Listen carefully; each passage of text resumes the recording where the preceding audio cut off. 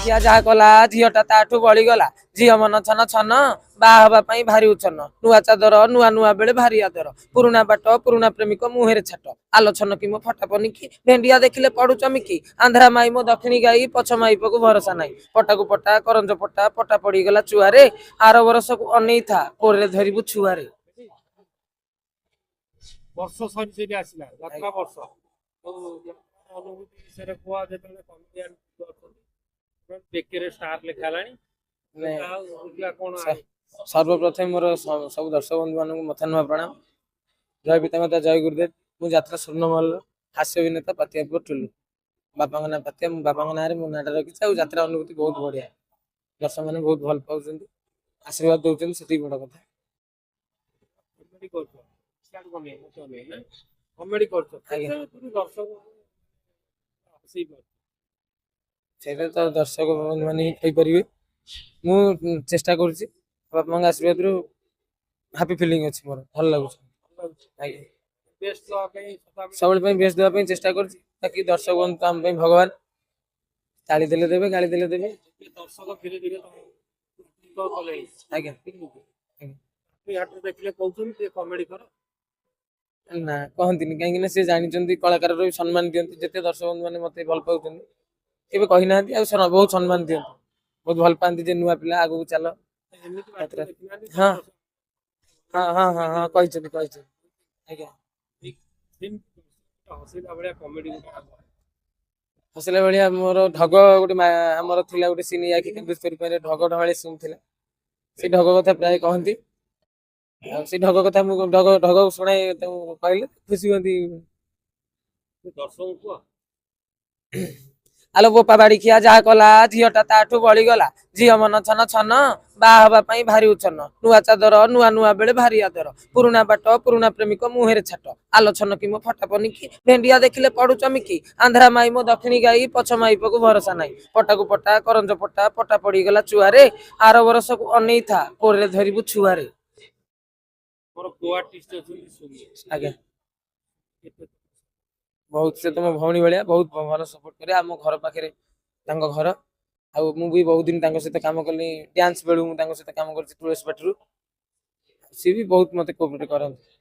ସିଏ ରମାନନା ଆମର ଯିଏ ଗୁରୁଜନ ଆର୍ଟିଷ୍ଟ, ବହୁତ ବର୍ଷ ବଡ ଆର୍ଟିଷ୍ଟ ସିଏ। ବହୁତ କୋଅପରେଟିଭ, ମତେ କିଛି କେବେ ବି କିଛି କହିନାହାନ୍ତି କି ଗାଳି କରିନାହାନ୍ତି।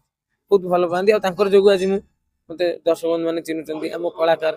ଆଉ ସର୍ବପ୍ରଥମେ ଆମ ଗୁରୁ ଯିଏ ଲେଖୁଛନ୍ତି, ସେ ବହୁତ ମାନେ ବହୁତ ଭଲ ପାଉଛନ୍ତି ମତେ, ଲେଖୁଛନ୍ତି ମୋ ପାଇଁ, ସେତିକି ବହୁତ ବଡ କଥା। ତାଙ୍କ ଆଶୀର୍ବାଦ ଆଜି ଦର୍ଶକ ବନ୍ଧୁ ମାନେ ମତେ ଦେଖୁଛନ୍ତି କି ଜାଣୁଛନ୍ତି କି ମୋ ବାପାଙ୍କ ପରିଚୟ ପାଉଛନ୍ତି। ଆଜ୍ଞା,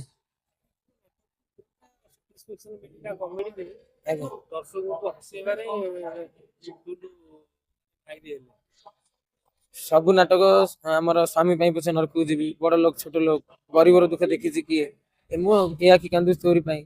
ଆଉ ସାରଙ୍କର ଆମର ଗୁରୁ ସାରଙ୍କର ପାଠ ବହୁତ ଭଲ, ପ୍ରଶଂସନ ବି ଭଲ।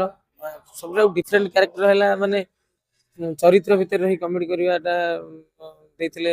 ଗୁରୁ ସାର ଦେଇଥିଲେ ରଜା ଘର କଥା ମନେ ରଖିଥା। ଆଉ ଆହୁରି ଭଲ ଆମର ଗରିବର ଦୁଃଖ ଦେଖିଛି କିଏ, ବଡ ଲୋକ ଛୋଟ ଲୋକ, ଆଶୁ ସାରଙ୍କର ଲେଖା ତିଆରି କଲା ଭଳିଆ ଲେଖା, ମାନେ ଲୋକଙ୍କ ଆଖିରେ ଛାପ ଛାଡ଼ିଲା ଭଳିଆ।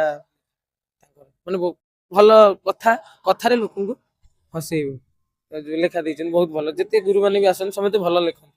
ଗୁହାରି ଶୁଣ ଦୀନବନ୍ଧୁ ବି ଭଲ ହେଇଛି, ବଡ ଲୋକ ଛୋଟ ଲୋକ ବି ଭଲ ହେଇଛି। ସବୁ ନାଟକ ଭଲ ହେଇଛି, ଭଲ ପାଉଛନ୍ତି ମତେ, ସେଇଥିପାଇଁ ଚାଲିଛି।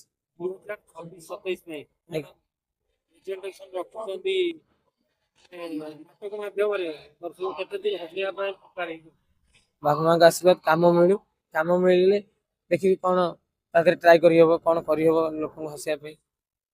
ଯେତିକି ପାରିବି ନିହାତି ମୁଁ ଦର୍ଶକ ବନ୍ଧୁ ମାନଙ୍କୁ ହସେଇବା ପାଇଁ ଚେଷ୍ଟା କରିବି। କାହିଁକିନା ତାଙ୍କ ଆଶୀର୍ବାଦରୁ ଆଜି ଯୋଉ 2-3 ବର୍ଷରେ ମତେ ଭଲ ପାଉଛନ୍ତି ବହୁତ। ମାନେ ମୋର କଣ, ମୋର ତ ଜୀବନରେ ବହୁତ ଖୁସି, ମୁଁ ଏତେ ଖୁସି ପାଇଛି ହିସାବ ବାହାର।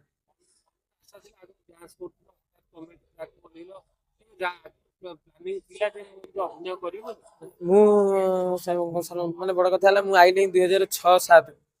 2006-07 ରୁ ଆସିଲିଣି ମୁଁ ଯାତ୍ରା ଲାଇନ କି ତ୍ରିନାଥ ପାତ୍ରରେ ପ୍ରଥମେ ଏଣ୍ଟ୍ରି କରିଥିଲି। ସେ ସବୁ ଷ୍ଟୋରି ତ ସେ ଯାଇଛି, ଗଲା ପରେ ମୁଁ ଆସିଲି ଇନ୍ଦ୍ରଭବନ, ସ୍ୱର୍ଣ୍ଣମହଲ। ସ୍ୱର୍ଣ୍ଣମହଲ ଯେତେବେଳେ ଆସି ପହଞ୍ଚିଲି, ଡ୍ୟାନ୍ସ କରୁଥିଲି, ଆମର ଲକଡାଉନ ହେଲା। ଲକଡାଉନ ପରେ ଆମ ବାବୁ ପ୍ରଥମେ ତାଙ୍କ ନାଟକରେ ଦେଇଥିଲେ ଏ ଯୋଉ ସ୍ୱର୍ଣ୍ଣମଲ୍ଲ ସୁନାବୋହୁ ନାଟକରେ ପପୁ ରମ୍ପରମ୍ପ କ୍ୟାରେକ୍ଟର। ସେଇଠୁ ପାଠ କରିବା ପାଇଁ ଇଚ୍ଛା ହେଲା, ତାପରେ ଭିକାରେ ବି ଆସି ପହଞ୍ଚିଲେ, ଯାହାଙ୍କୁ ମୁଁ ମୋବାଇଲରେ ଦେଖେ। ଗୁରୁ ବୋଲି ମୁଁ ତାଙ୍କୁ ମାନେ ମାନେ ଗୁରୁ ବୋଲି ମାନେ ମୁଁ ତାଙ୍କୁ ବହୁତ ମାନେ ଭଲ ପାଏ, ବହୁତ ମୋ ଜୀବନ ମାନେ ବହୁତ ଭଲ ପାଏ। ସିଏ ଆସି ପହଞ୍ଚିଲେ, ତାଙ୍କ ପାଦ ସେବାରୁ ଯେତିକି ମିଳିଛି ଭଗବାନ ଦୟାରୁ ମତେ ସେ ଠିଆ କରିଦେଇ ଯାଇଛନ୍ତି ଭିକାରୀ ଭାଇ। ବହୁତ କଥା ସିଏ କୁହନ୍ତି, ଲୋକାଲ କଥା ଷ୍ଟେଜ ଉପରେ ରହିଲେ ତାଙ୍କ ଠାରୁ ମାନେ କଣ କହିବୁ ସେଇଟା ତ ଆଉ ଭାବି ହବନି ନା, ସେ ହଠାତ୍ ଗୋଟେ କଣ କହିବି, କିନ୍ତୁ ବାପା ମାଙ୍କ ଆଶୀର୍ବାଦରୁ ମୁଁ କହିବି। ଆଉ ସେଇ ମତେ ସେ ବି ମତେ ଆଶୀର୍ବାଦ ଦେଇଛନ୍ତି ଯେ ତୁ ଚାଲ ଆଗକୁ ଚାଲେ, ବାପା ମାଙ୍କ ଆଶୀର୍ବାଦ ଅଛି। କହିଲେ କଣ? ମତେ ଆଉ ପ୍ରଥମେ ଦେଇଥିଲେ, ବାବୁଙ୍କର ବହୁତ ମୋ ପ୍ରତି ବହୁତ ତାଙ୍କର ଅବଦାନ, ମୋ ପ୍ରତି ସମସ୍ତଙ୍କର ଅବଦାନ ଅଛି। କାହା କଥା କହିବି, ସମସ୍ତଙ୍କ କଥା। ବାବୁ ତିନି ବାବୁ ମତେ ଭଲ ପାଆନ୍ତି, ତିନି ମା ବି ଭଲ ପାଆନ୍ତି। ମତେ ଗୋଟେ ପରିବାର, ମୁଁ ଏଠି 9 ବର୍ଷ ହେଲାଣି ରହିଗଲି, ନାଚ ବେଳ ଏଇଠି ଅଛି। ମତେ ତିଆରି କରିଛନ୍ତି। ଭୁଲ ଭଟକା ତ ମଣିଷ ମାତ୍ରେ ଭୁଲ ହୁଏ, ମୁଁ ବି ବାବୁଙ୍କ ପାଖରେ ଭୁଲ କରିଛି, ଜଣଉନି ଏଇ ଗଣମାଧ୍ୟମ ବାବୁଙ୍କୁ ଭୁଲ ମାଗୁଛି। ମଝିରେ ଅଲଗା ପାଖରୁ ପଇସା ଉଠେଇଥିଲେ, କିନ୍ତୁ ଗୋଟେ କଣ ଖବର ହେଇଯାଇଛି?